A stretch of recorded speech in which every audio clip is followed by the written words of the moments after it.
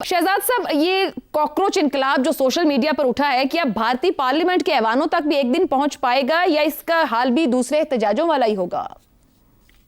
अच्छा देखिए, इंडिया इस वक्त फास्टेस्ट ग्रोइंग इकोनॉमी है एशिया की। कम से कम मेरा ख्याल है अगर दुनिया की नहीं तो सबसे ज्यादा, चीन से भी ज्यादा तेजी से बढ़ रही है आगे। अब शायद पिछले एक दो महीने में कुछ उनको मार पड़ी हो because of the oil problem, लेकिन अदरवाइज एक फास्टेस्ट ग्रोइंग इकोनॉमी थी।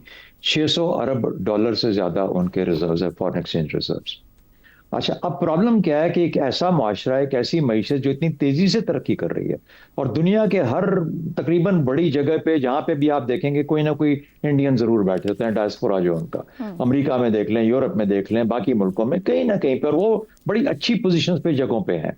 वहां पर पढ़े लिखे लोग हैं हर जगह पे, और आपको एक वहां पे टेक्नोलॉजिकल स्ट्रेंथ नजर आती है इस मईशत के अंदर और इस माशरे। क्या वजह है कि उसके बावजूद ये जो सेंस ऑफ एलियनेशन है, यानी दूरी, अशराफिया से दूरी, ये क्यों सामने आ जाती है? इसकी वजह जाहिर है कि बहुत सारे मईशतदान इसके बारे में किताबें लिख चुके हैं, लेकिन दौलत का इर्तिकाज आपको जब तरक्की नजर आती है तो कुछ जगहों पर नजर आती है वो बहुत तेजी से तरक्की करती है, जिसको एवरेज आउट करके फिर वो कहते हैं कि ये कौमी तरक्की होगी, जबकि बहुत सारे लोग उस रेस में पीछे रह जाते हैं। और ये जो पॉवर्टी है, जो गुर्बत है, इसकी सबसे बड़ी वजह ये है कि दौलत का इर्तिकाज है, जो उसकी कलेक्शन है वो एक जगह पे होती है या बहुत कम जगहों पे होती है, और बाकी लोग बेचारे उस रेस में पीछे रह जाते हैं। वही सबसे बड़ा मसला है। इसी बुनियाद पे आप देखें श्रीलंका के अंदर जो हुआ, एक ऐसी पार्टी सामने आई जो कि अननोन थी, यानी थी तो सही, लेकिन एक ऐसी पार्टी सामने आई जो कि दो मेन स्ट्रीम पार्टियों से हट के सामने आ गई, कोई उम्मीद की किरण लेके। नेपाल में हमने देखा इस किस्म का असर।